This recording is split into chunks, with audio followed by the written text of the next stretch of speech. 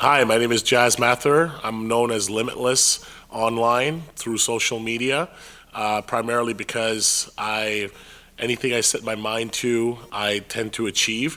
I started my first business in 1996 when I was 11 years old, and today I run a publicly traded company called LimitlessX, and our stock symbol is Vibe. Jas, when I was 13, 14 years old, I hustled a little bit, but I was also kind of a messed up kid, and there's no way I could have started my own company. I don't know about you, Kelly, but I know you were a hustler too, but yeah. Can you imagine I was running bagging groceries at 15. I wasn't forming companies.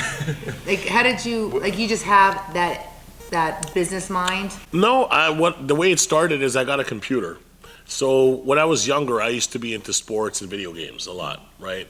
And I eventually got a computer right when it was America Online. It was dial-up internet, and I was a huge wrestling fan. So I used to go into chat rooms. I just learned how to go into chat rooms. Back then there was MIRC and it was AOL. There wasn't really much to do. There was only Yahoo. There was no Google. Ask Jeeves. Yeah, Ask Jeeves. All that Alta Vista. Yeah. So I'd go there. I'd start learning in the chat rooms different things, and you couldn't really buy a .com at the time. There was no .com to buy. Wow. It didn't exist. Yeah. So you had to go on to building websites. You would go on things like Angel Fire or GeoCities, and you could build like a small page on there. You have a little editor. You could change your font color, stuff like that. So I started to learn how website building works. And what I would do is I would call the 1-900 number of back then. The WWE used to be called the WWF. So I used to call the 1-900 number and get all the news and rack up the phone bill in my house for thousands of dollars a month and post the news online. And then whatever they were giving, like now everything is openly available through social media and the internet. But back then it was all very hidden, and the fans always want to know, hey, what's going on behind the scenes. So I would go and post the stuff online, and I'd start promoting my website through the chat rooms. And then people would come there, and eventually there was ad companies that started where they'd pay you for the amount of time people spent on the website. Yeah. And I partnered with an ad company, which I was earning about $30,000 to $40,000 US a month. Were you saving it? Were you putting it in an account No. and saving it? No. I was burning it daily. Yeah. How were you spending Burning that kind of money as a 13, 14 year old? Daily. We used to go to Pizza Hut every day, go to movies. I'd have limousines pick me up from high school every single day. It was fun. We had a fun life. Were your parents flipping out that you were making all this money? No, but in high school, they thought I was a drug dealer. They had the police come and open up my lockers, all kinds of stuff. It was really funny. Yeah. It was funny stuff. How did you conceptualize starting a website and putting news and information out there? I kind of started when it was like a small little forest with no plants, right? Nothing. There was no trees. Like today, it's a jungle. It's massive. Back then, it was nothing. So I started to learn about different types of marketing. First thing, back then there was no search engine optimization because there was not enough websites to do any optimization for. It was all email blasts. Right. So, I learned coding, I learned HTML, I learned PHP, I learned CGI, I learned Perl, learned how to write this stuff. Like I used to blast emails, like fire, like hit inbox all the time. When I was in junior high was school, a lot of fun. they had courses in computer coding. My brother was actually really good at it. He was a total nerd, and I was not a nerd, so I didn't wrap my head around it. I wish I would have. Would you say you were a nerd back then? I was just glued to it. I wouldn't say like necessarily a nerd in terms of. No, he was going to Pizza Hut. No, we were having fun. Yeah, he was having fun. We're spending average a day $500 in arcades every day. Yeah. Every day. We were having a lot of fun. I used to play San Francisco Rush a lot. It was a racing game. I played Oregon Trail. So you've obviously learned a lot of lessons. I know you lost a lot of money at one point, right? Mm-hmm. So I love hearing when people do really, really well and then they go bankrupt and then they do really, really well. It's happened to me twice. I love that. Yeah. I really want to hear about that. Oh yeah. So I used to always make money, but then what happened is I would blow the money daily. So every time a high burn rate. The burn rate wasn't really there because it wasn't fixed expenses. It was just stuff that, it was leisure. It was more so leisure. It was more so surrounding myself with people that were just taking constantly. There was a one-way street. So you're like MC Hammer.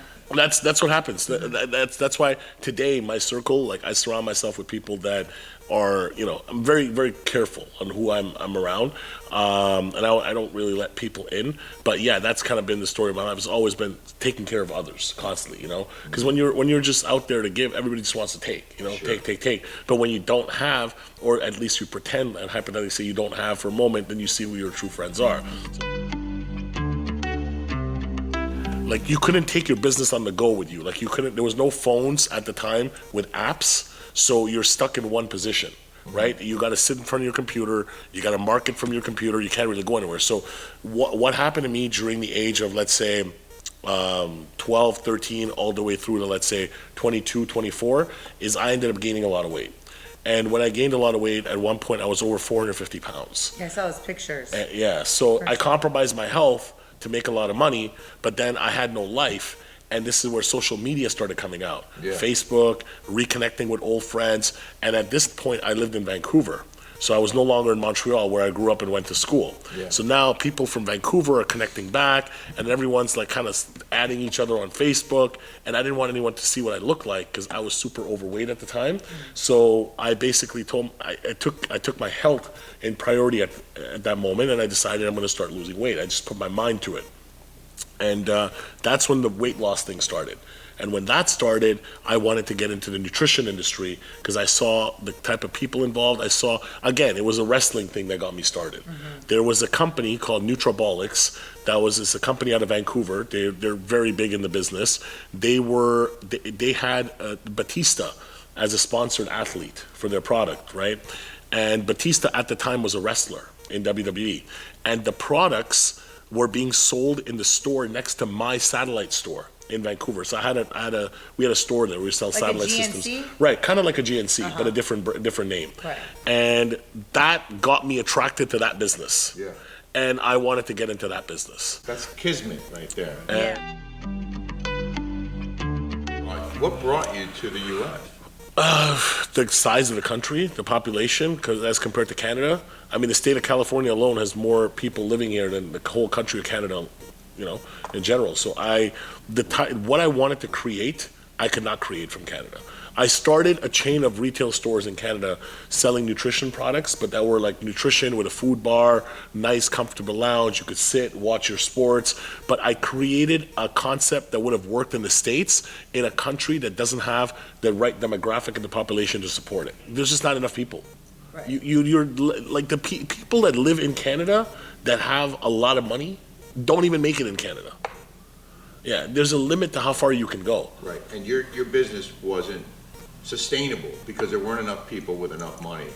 The people that I wanted to work with, to do business with, and what I was looking to create, which is awareness primarily, before even going with products and brands and such, are all in the States, right? So one thing everyone has in common, doesn't matter their profession, doesn't matter if they're an athlete, an entertainer, an actor, an influencer of any nature, is they all want to look good and feel great. And they're all in the States. American companies don't need to sell to Canada. Yeah. Canadian companies need the US. Right. Well, we Right? do. We need wood and stuff like that. Yeah, but they're limited. If you look at We need your tree. We need look your at trees. look at even so many major athletes or entertainers, right? They come from Canada, a lot of big Oh, yeah. names. Oh, yeah. But huge. they don't Hockey? stay in Canada. They make their money outside of Canada. Right. They'll never become at the level they are. You cannot become a household name or attain global recognition or build a multi-billion-dollar business to some degree by living in Canada. I mean, unless you're maybe a pharmaceutical company or somehow attached to some sort of necessity or need that's attached with the government, you can't. There's a limit to how far you're going to go.